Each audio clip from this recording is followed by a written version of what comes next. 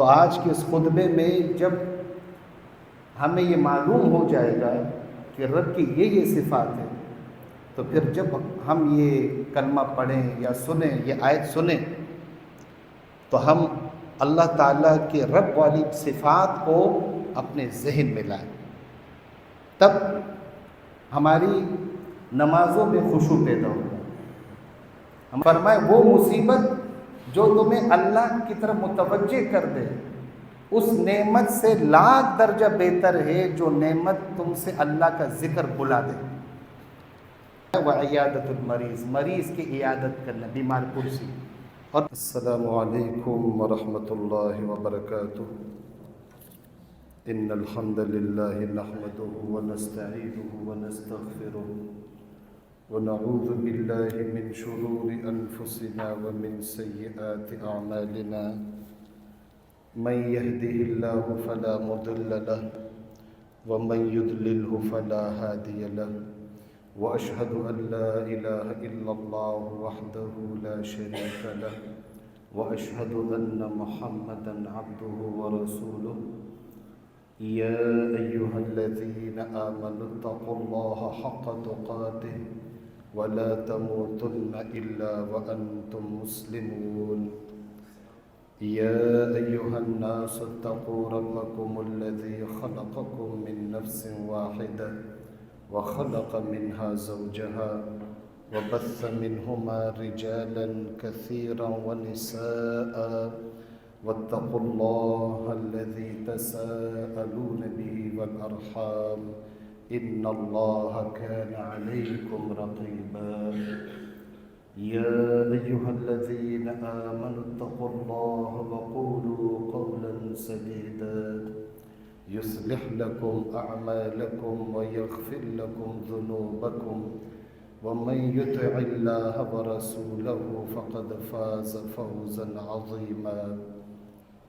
أما بعد، فإن أحسن الكلام كلام الله، وأحسن الهدي هدي محمد صلى الله عليه وسلم، وشر الأمور محدثاتها، وكل محدثة بدعة، وكل بدعة ضلالة، وكل ضلالة في النار۔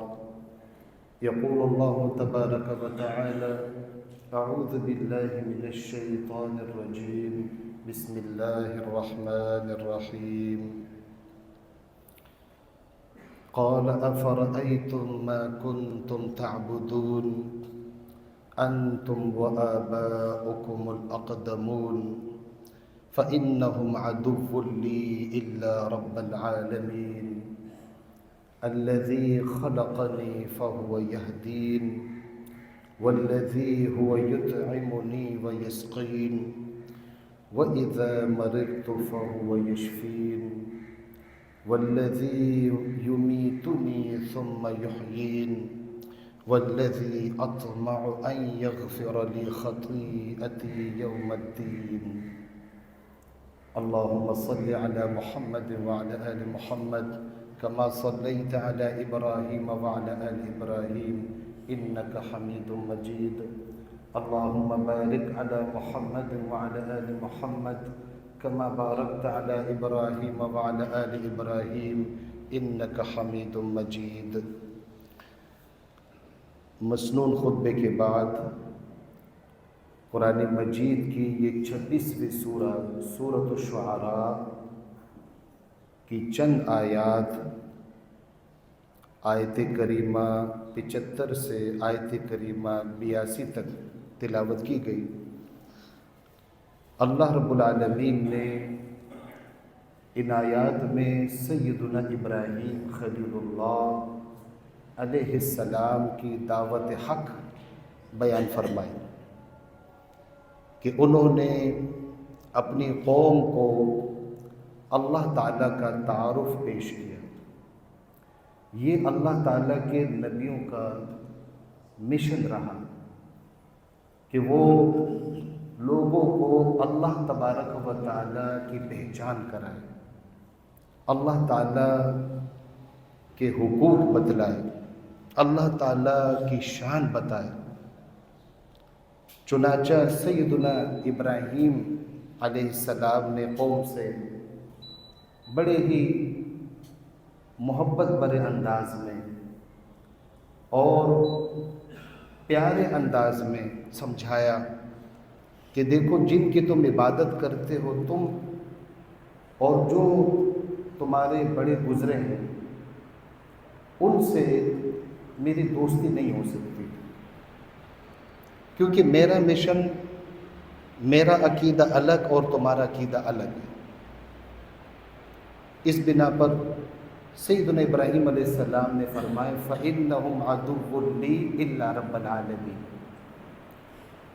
تم مجھے اپنا دشمن سمجھتے ہو، مجھے اپنا خیرخواہ نہیں سمجھتے، تو جو اس باطل عقیدے پر رہے ہیں اور اس شرک والے عقیدے پر قائم ہے تو میں ان سے عداوت کا اظہار کرتا ہوں، لا تعلقی کا اظہار کرتا ہوں، براءت کا اظہار کرتا ہوں، بے شک وہ میرے دشمن ہیں۔ یعنی اگر وہ میرے سچے دین کو اختیار نہیں کر رہے تو میں ان سے کسی قسم کا سمجھوتا کرنے کے لیے تیار نہیں ہوں، کیونکہ سب سے پہلے اللہ تعالیٰ کے حقوق، اللہ تعالیٰ کے حقوق اگر مان لیتے ہو تو میرے ساتھی بن جاؤ گے، میرے اصحاب میں سے ہو جاؤ گے، میرے دوست بن جاؤ گے، اللہ کے دوست بن جاؤ گے۔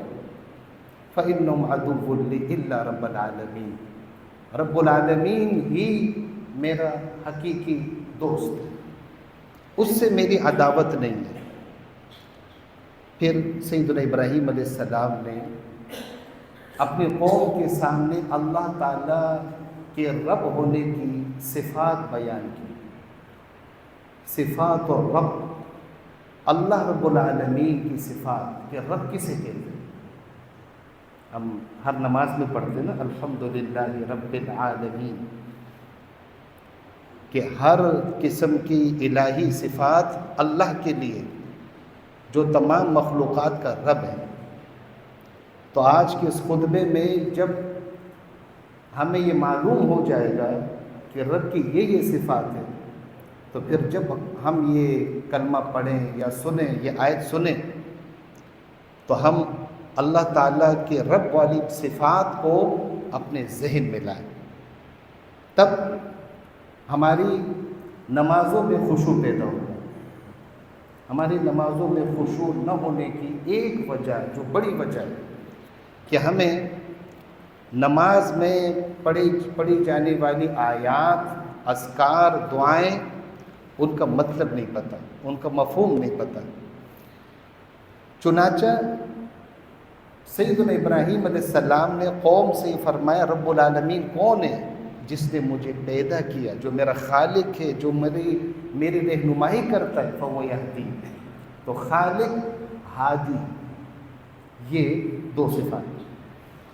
پھر فرمائے وَالَّذِي هُوَ يُطْعِمُنِي وَيَسْقِينِ، جو مجھے کھلاتا اور پلاتا ہے۔ اللہ کے انبیاء علیہ السلام بشر تھے، کھانے پینے کی حاجت ان کو آتی تھی، اللہ تبارک و تعالی حاجت روا ہے، اسے کھانے پینے کی کوئی حاجت نہیں۔ تو رزق دینے والا، رازق، یہ اللہ تعالیٰ کی صفت، اللہ تعالیٰ کے رب ہونے کی صفات میں ایک صفت کیا ہے کہ رازق ہونا۔ وَإِذَا مَرِضْتُ فَهُوَ يَشْفِينِ، جب میں بیمار ہوتا ہوں تو اللہ مجھے شفا دیتا ہے، تو الشافی، شفا دینے والا، یہ اللہ تعالیٰ کے رب ہونے کی صفات میں سے۔ وَالَّذِي يُمِيتُنِي ثُمَّ يُحْيِينِ، موت، مجھے وہی موت دے گا پھر وہ زندہ کرے گا۔ یہ نہیں فرمایا موت دے گا، ساتھ میں کیا فرمایا زندہ بھی کرے گا۔ اس موت کے ساتھ خاتمہ ہمیشہ کی خاتمہ نہیں ہوگا کہ معاملہ ختم، نہیں، پھر وہ مجھے دوبارہ زندہ کرے گا۔ تو ممیت اور محیی، موت دینے والا اور پھر زندہ کرنے والا، یہ اللہ کی صفات۔ وَالَّذِي أَطْمَعُ أَن يَغْفِرَ لِي خَطِيئَتِي يَوْمَ الدِّينِ، اور جو مجھ سے خطا ہوئی مجھے امید ہے کہ میرا رب بدلے کے دن، قیامت کے دن مجھے میرے وہ ساری خطائیں معاف فرمائے گا۔ یہ اللہ تبارک و تعالیٰ کے حضور سیدنا ابراہیم علیہ السلام کی عاجزی اور ان کی ساری تواضع. تو رب کی صفات میں کیا ہے؟ غفور، گناہوں کو بخشنے والا. تو خالق، ہادی، رازق، شافی، محیی، ممیت اور غفور، یہ صفات، یہ رب ہونے کی صفات میں سے. ابراہیم علیہ السلام نے کیا فرمایا؟ جب میں بیمار ہوتا ہوں تو اللہ مجھے شفا دیتا ہے. بیماری کی نسبت رب کی طرف نہیں کی، آداب ہے. اگرچہ خیر اور شر اللہ کی طرف سے، لیکن مصیبت، بیماری، حادثے کی نسبت، بری چیزوں کی نسبت اللہ کی طرف مت کرو، یہ آداب کے خلاف ہے. کیا فرمایا؟ جب میں بیمار ہوتا ہوں اللہ مجھے شفا دیتا ہے. کتنا ادب اور احترام اللہ تعالیٰ کے نبیوں کے کلام میں پایا جاتا تھا. اللہ تعالیٰ کا کتنا احترام، کتنی عزت وہ کرتے تھے. تو اس سے بات معلوم ہوئی کہ بیماری یہ کوئی ایسی چیز نہیں ہے کہ جس کو انسان برا سمجھے، یا بیماری کی وجہ سے انسان نا امیدی کا شکار ہو جائے، اللہ تعالیٰ سے بدگمانی کا شکار ہو جائے. نہیں، یہاں قرآن کے نص سے ثابت ہو رہا ہے کہ ابراہیم علیہ السلام نے فرمایا میں بیمار ہوتا ہوں. اور قرآن کے نص سے سیدنا ایوب علیہ السلام کی بیماری بھی ملتی ہے کہ وہ بھی بیمار ہوئے تھے. احادیث سے محمد الرسول اللہ صلی اللہ علیہ وسلم کی بیماری کا پتہ چلتا ہے. تو اللہ تعالیٰ کے انبیاء علیہ السلام بشر تھے، انسان تھے، اور جو بشری لوازمات ہر انسان کے ساتھ ہوتے تو وہ ان کے ساتھ بھی تھے. تو اس وجہ سے بیماری کے آنے پر انسان اللہ تعالیٰ سے اچھی امید رکھے. شیخ الاسلام امام ابن تیمیہ رحمہ اللہ انہوں نے فرمایا کہ اگر ایک بیماری، ایک تکلیف، کیا فرمائے؟ مصیبت تقبل بها علی اللہ، تقبل بها علی اللہ خیر لک من نعمت تنسیک ذکر اللہ. یہ بڑے لوگوں کی بڑی بات ہے، یہ ہمارے بڑے، ہمارے اسلاف. فرمائے وہ مصیبت جو تمہیں اللہ کی طرف متوجہ کر دے، اس نعمت سے لاکھ درجہ بہتر ہے جو نعمت تم سے اللہ کا ذکر بلا دے. تو یہ تو اللہ تعالیٰ کی ایک نعمت ہوتی ہے. اور انسان جب بیمار ہو جائے تو اللہ تعالیٰ سے اچھی امید رکھے، اللہ تعالیٰ ہی سے دعا مانگے. اور جو دیگر مسلمان ہیں ان پر یہ لازم ہے کہ وہ اس بیمار مسلمان کی عیادت کریں. خود رسول اللہ صلی اللہ علیہ وسلم بیمار پرسی کیا کرتے تھے. یہ کتاب التوحید کی حدیث ہے، حدیث نمبر 7470، اور اس کے راوی سیدنا عبداللہ ابن عباس رضی اللہ عنہما فرماتے کہ اللہ کے رسول صلی اللہ علیہ وسلم ایک اعرابی، ایک دیہاتی گاؤں کا رہنے والا، اس کی عیادت کے لیے گئے، اور نبی صلی اللہ علیہ وسلم نے تسلی دی لا بأس علیک طہور انشاءاللہ، کہ کوئی پریشانی کی بات نہیں ہے، گھبرانے کی بات نہیں ہے، اللہ نے چاہا تو یہ بیماری گناہوں سے پاک کرنے والی ہے. اب وہ اعرابی تھا، اس کو زیادہ آداب کا پتہ نہیں تھا، زیادہ اس میں یعنی صبر و شکر نہیں تھا اس میں. اس نے جواب میں یہ کہا کہ نہیں، طہور نہیں ہے، بل ہی حمى تفور علی شیخ کبیر تزیر القبور. کیونکہ بیماری میں انسان، یہ بڑی آزمائش ہے، بیماری یہ آزمائش ہے کہ بیماری میں بھی ایک بندہ اللہ تعالیٰ سے حسن ظن رکھے، اور عبادات کی جو روٹین ہے، جس طرح اس کی طاقت ہو، جس طرح وہ عبادات کر سکتا ہے، اس روٹین کو وہ برقرار رکھنے کی کوشش کرتا ہے، وہ اللہ کا ولی ہے. یہ بیماری اس کے لیے نعمت بن گئی. اس بوڑھے کے لیے یہ بیماری واقعی عذاب بن گیا، بیماری عذاب بن گیا۔ کیا کہا اس نے کہ یوں کہو کہ تیز بخار ہے جو ایک بوڑھے پر جوش مار رہا ہے اور اس کو قبر کی زیارت کرائے گا۔ اس بوڑھے نے کہا، یعنی اتنی نا امیدی کا وہ شکار ہو گیا کہ بس اوقات انسان میں جب کوئی سی اچانک کوئی بڑی بیماری نکل آتی ہے تو انسان کس قدر نا امیدی کا شکار ہو جاتا ہے۔ نا امید نہیں ہونا چاہیے، علاج کی کوشش کرنی چاہیے، باقی اپنے رب سے اچھی امید، اور اگر اس بیماری میں کوئی فوت ہو گیا اور اس نے نیت اجر کی ہے تو اللہ کے وہ شہید ہے۔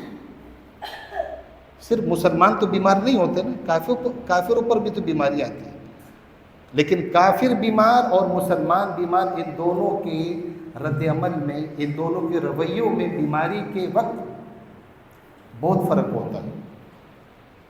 کیونکہ کافر تو اللہ کو نہیں مان رہا ہے، ایک مسلمان تو اللہ کو مان رہا ہے، وہ پھر بھی نماز نہیں چھوڑتا، کھڑا نہیں ہو سکتا بیٹھ کے پڑھتا ہے، بیٹھ کے نہیں پڑھ سکتا لیٹ کے پڑھتا ہے، اشاروں سے پڑھتا ہے، وہ پھر بھی اللہ کا ذکر کرتا رہتا ہے، اللہ کا ذکر اپنی زبان پر جاری رکھے ہوتا ہے، قرآن پڑھ لیتا ہے، قرآن سن لیتا ہے، اللہ تعالیٰ سے دعائیں مانگنے لگتا ہے۔ یہ مومن کی پہچان ہے کہ جب اس پر بیماری بھی آتی ہے وہ پھر بھی اللہ کو نہیں بھولتا، وہ اللہ کو نہیں بھولتا، کیونکہ اللہ تعالیٰ کی ذات بہت بڑی ذات ہے۔ یہ دنیا کی مصیبت ہے، یہ بیماریاں، اس میں اتنی طاقت نہیں ہونی چاہیے، ہم اس کو اتنا طاقتور نہیں بنائیں کہ ہم سے وہ طاقتور ذات بلا دے، وہ طاقتور ذات بلا دے۔ نبی صلی اللہ علیہ وسلم نے اس جواب، یہ بات سن کر آپ نے یوں فرمایا، فنعم اذن، اس بوڑھے نے جب کہا نا کہ یہ بیماری جو بوڑھے کو قبرستان کی زیارت کرائے گی، یعنی اس بیماری میں میں مر جاؤں گا، تو نبی علیہ الصلوۃ والسلام نے فرمایا فنعم اذن، تو پھر ایسے ہی ہوگا۔ یعنی ایک مومن جب کسی مصیبت میں، پریشانی میں مبتلا ہوتا ہے، اب اس مصیبت سے اگر وہ گزر رہا ہے اور ساتھ میں وہ اللہ تعالیٰ سے ثواب کی اور اجر کی امید رکھتا ہے، تو اس میں بھی اس کے لیے اجر ہے۔ اللہ تعالیٰ کا دین کتنا بہترین دین ہے۔ اب نیت صحیح کرنی ہے، نیت کی اصلاح ضروری ہے، نیت کی تصحیح ضروری ہے۔ اور یہ روایت جو ہے کتاب المناقب میں امام بخاری رحمۃ اللہ علیہ لائے ہیں، اور اس میں انہوں نے عنوان یہ ذکر فرمایا کہ نبی صلی اللہ علیہ وسلم کی سچی نبوت کی نشانیاں، اس میں یہ حدیث لائے ہیں، اور نبی صلی اللہ علیہ وسلم کی سچی نبوت کی نشانیوں میں سے ایک نشانی اس واقعے میں موجود ہے کہ اللہ کے رسول صلی اللہ علیہ وسلم نے جو پیشن گوئی فرمائی اسی طرح ہوئی۔ اس بوڑھے نے جب کہا کہ یہ بیماری جو ہے بوڑھے کو قبرستان لے جائے گی، تو نبی صلی اللہ علیہ وسلم نے فرمایا، جیسے طبرانی کی روایت ہے کہ اما اذا ابیت فہی کما تقول، اگر تم اس بیماری کو گناہوں سے پاکی کا ذریعہ نہیں سمجھتے، تم انکار کرتے ہو اس بات کا، تو پھر جس طرح تم کہتے ہو اسی طرح ہوگا، اللہ کا فیصلہ ہو کے رہے گا۔ فما امسا من الغد الا میتا، اگلا دن ابھی آیا نہیں تھا کہ وہ مر گیا۔ جس طرح نبی صلی اللہ علیہ وسلم نے فرمایا اسی طرح ہوا۔ تو میرے بھائیوں، ایک مسلمان پر دوسرے مسلمان کے حقوق ہیں۔ اب دیکھیں اللہ کے رسول صلی اللہ علیہ وسلم ایک اعرابی، یہ نہیں کہ وہ کبار اور قریب ترین صحابہ میں سے تھا، کبار صحابہ میں سے نہیں تھا، لیکن اعرابی تھا، دین سے زیادہ اس کو واقفیت نہیں تھی، لیکن اس کے باوجود نبی صلی اللہ علیہ وسلم بیمار پرسی کے لیے گئے۔ اللہ کے رسول صلی اللہ علیہ وسلم کا وقت کتنا قیمتی اور کتنی مصروف ترین نبی صلی اللہ علیہ وسلم کے شب و روز ہوا کرتے تھے۔ تو ہمیں بھی چاہیے کہ جو ہم سے ہو سکے، ہمارے علم میں ہو، ہم سے ہو سکے، ہم بیماروں کی بیمار پرسی کریں اور مالی مدد ہو مالی مدد کریں، مشورے کی ضرورت ہو تو مشورہ، اس کو اچھا مشورہ دیں۔ یہ ایک مسلمان کے بنیادی حقوق میں سے۔ سلف صالحین رحمہم اللہ اجمعین، ان کے ہاں یہ طریقہ پایا جاتا تھا کہ جب اپنے کسی بھائی کو وہ موجود نہیں پاتے، وہ پوچھتے تھے، یار ہمارا وہ ساتھی نظر نہیں آ رہا ہے، پوچھتے تھے۔ یہ سلف صالحین رحمہم اللہ اجمعین کی عادت، اور خود نبی صلی اللہ علیہ وسلم کی مبارک عادت تھی، آپ پوچھتے تھے۔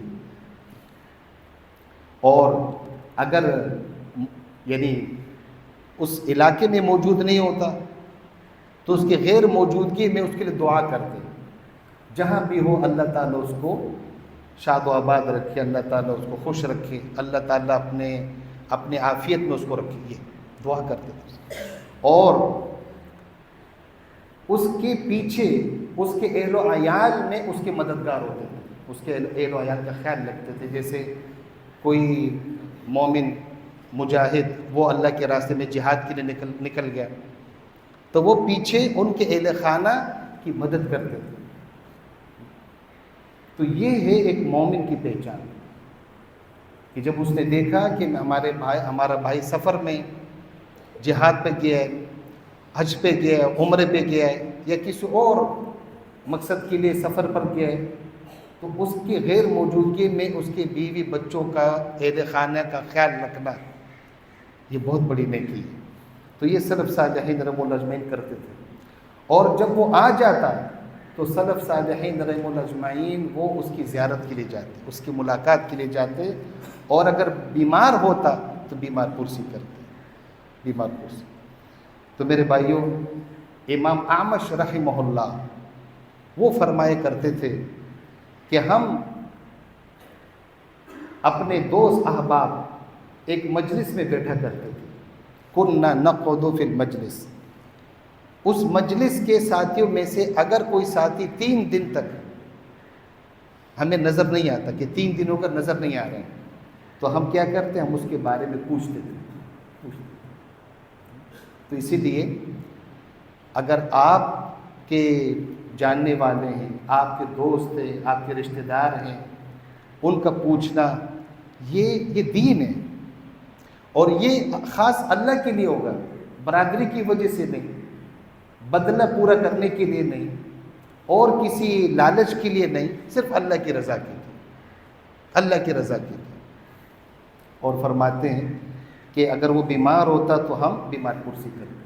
تو میرے بھائیو، آخر میں سنن ابن ماجہ کی روایت حدیث نمبر 1435، سیدنا ابو ہریرہ رضی اللہ تعالیٰ عنہ فرماتے ہیں کہ اللہ کے رسول صلی اللہ علیہ وآلہ وسلم نے فرمایا، خمس من حق المسلم علی المسلم، ایک مسلمان کے دوسرے مسلمان پر 5 حقوق ہیں، یعنی 5 ذمہ داریاں ہیں، یہ 5 ذمہ داریاں ہیں، اور یہ ذمہ داریاں پوری کرنا ایک مسلمان کے اسلام کی سچائی کی علامت ہے، ایک مسلمان کے اسلام کی سچائی کی اور اخلاص کی علامت ہے، کہ اس کے دل میں اسلام کی قدر ہے، اس کے دل میں ایمان کی قدر ہے، ایمان والوں کی قدر ہے۔ تب نبی صلی اللہ علیہ وسلم نے گنوایا، رد التحیہ، اس کے سلام کا جواب دینا۔ تو جب ایک مسلمان دوسرے مسلمان سے ملے گا تو السلام علیکم ورحمۃ اللہ وبرکاتہ، سلام کہے گا اس کو، اور یہ اس کو جواب دے گا۔ اگر ان کے درمیان کسی بات کی وجہ سے شیطان نے کوئی ناراضگی پیدا کر دی، اس ناراضگی کو وہ اپنے اس مسلمان بھائی کے سلام کا جواب نہ دینے کے لیے دلیل نہیں بنائے گا، اس کو ڈھال نہیں بنائے گا۔ کیوں؟ کہ اگر اس کی جو بھی اس کی درمیان ناراضگی دور کرنی چاہیے، لیکن اس وجہ سے کہ نہیں یار اس سے میری لگتی نہیں بھائی، تم اس کی ذات کو نہ دیکھو، یہ دیکھو کہ محمد رسول اللہ صلی اللہ علیہ وسلم نے حقوق گنوائے، یہ مسلمان ہے، جو بھی اگر اس نے زیادتی کی یا جو بھی اس نے حق تلفی کی، اس سے وہ اسلام سے خارج تو نہیں ہوا، یہ تو مسلمان ہے۔ اور اس سلام سے اللہ تبارک و تعالی ایمان والوں میں محبت پیدا کرتا ہے۔ اس لیے حکم کیا ہے کہ جب گھر جاؤ تو گھر والوں کو کیا کہو؟ السلام علیکم ورحمۃ اللہ وبرکاتہ۔ ہم گھروں میں جاتے وقت سلام کرتے نہیں ہیں، اور پھر کہتے ہیں گھر میں آؤ تو سکون نہیں ہے، چین نہیں ہے۔ بھائی سلام کہو، اور اہل خانہ کو جواب دینے کا عادی بناؤ، ان کو کہو کہ جواب دو، وعلیکم السلام ورحمۃ اللہ وبرکاتہ۔ اللہ کی رحمت ہے، اللہ کی برکتیں، یہ دعائیں عام کرو۔ تو رد التحیہ، سلام کا جواب دینا۔ اور دوسرا وہ اجابت الدعوہ، ایک مسلمان نے آپ کو ایک دعوت دی، اس کو قبول کرو۔ یہ نہیں کہ پہلے میں مینیو دیکھوں گا کہ مینیو میں ہے کیا کیا، مینیو نہیں دیکھو۔ اگر ایک مسلمان نے آپ کو دعوت دی اور اس دعوت میں کوئی اللہ کا کوئی رزق معمولی نہیں ہے، لیکن اگر کوئی ایسی چیز ہو جو تمہیں ناپسند ہو یا معمولی چیز ہو، پھر بھی وہ دعوت تمہیں قبول کرنی چاہیے۔ اگر کوئی شرعی عذر ہے اسی وقت بتا دو، لیکن قبول کرنا ضروری ہے، وہ اجابت الدعوہ۔ اور تیسرا کہ وشہود الجنازۃ، اس کے جنازے میں حاضر ہونا۔ عام طور پر کیا کرتے لوگ کہ اچھا اعلان ہوتے بھائی فلاں گاؤں والا، ٹھیک ہے، اگر پہچان کے لیے ہوتا ہے، جیسے ایک نام کے کئی بندے ہوتے نا، پہچان کے لیے ہوتے، ٹھیک ہے، گاؤں والے کا نام لے لے کہ بھائی فلاں گاؤں والا، اس کا یہ نام ہے، وہ فوت ہو گیا یا اس کے اہل خانہ فوت ہو گئے۔ لیکن اس کا نقصان کیا ہوتا ہے کہ اچھا یہ تو ہمارے گاؤں والا تھا یار، یہ تو ہمارے گاؤں کا نام لیا، لازمی جانا چاہیے۔ نہیں بھائی، گاؤں کی وجہ سے نہ جاؤ، اسلام کی وجہ سے جاؤ، رشتہ داری کی وجہ سے نہیں، اسلام کی وجہ سے، کہ یہ ہمارا ایک، آپ کے پاس ٹائم ہے، موقع ہے، آپ جائیں اللہ کے لیے، اس میں بہت بڑا اجر ہے۔ اور چوتھا حق نبی صلی اللہ علیہ وسلم نے گنوایا وہ عیادت المریض، مریض کی عیادت کرنا، بیمار پرسی۔ اور بیمار پرسی اس طرح نہیں کہ مریض کو جو ہے اور زیادہ نفسیاتی مریض بنا کے ہم آ جائیں، اچھا بیمار ہو گئے، یار یہ بیماری تو فلاں کو ہوئی تھی، وہ تو بہت خوار ہوا، وہ تو بیچارہ بچ نہیں سکا، یہ تو بہت تکلیف دہ چیز ہے نا۔ نہیں، اس بیمار پرسی میں پھر تمہیں اجر نہیں ملے گا، عذاب ملے گا، تم اس کو اور پریشان کر رہے ہو۔ بیمار پرسی کا مطلب وہ جو تکلیف میں، جو بیماری میں ہے، اس کو تسلی دینا، اس کو حوصلہ دینا، اس کے سامنے اس طرح باتیں کرنا تاکہ اس کا دل خوش ہو جائے، اس کے چہرے پر مسکراہٹ لانا، اس کو اطمینان دلانا کہ بھائی فلاں کو بھی بیماری سے ٹھیک ہو گیا تھا، اللہ سے خیر کی امید رکھو، اللہ اجر دینے والا ہے۔ اور پانچواں حق ہے وہ تشمیت العاطس اذا حمد اللہ، چھینکنے والا جب الحمدللہ کہے تو تم اس کو جواب دو یرحمک اللہ، اللہ تم پر رحم کرے۔ چھینکنے والا، ایک تو بعض لوگ جو ہے نا، ان کی چھینک جو ہے وہ ریکارڈ توڑ چھینک ہوتی ہے، پتہ چل جاتا ہے وہ اس بندے نے چھینک ماری، ارے کیوں حدیث کے خلاف کرتے؟ یہ چھینک جو ہے یہ اللہ تعالیٰ کی طرف سے رحمت ہے، اس سے انسان کا دل و دماغ تازہ ہوتا ہے، یہ اللہ تعالیٰ کی رحمت ہے، اس میں کئی جسمانی فوائد ہیں۔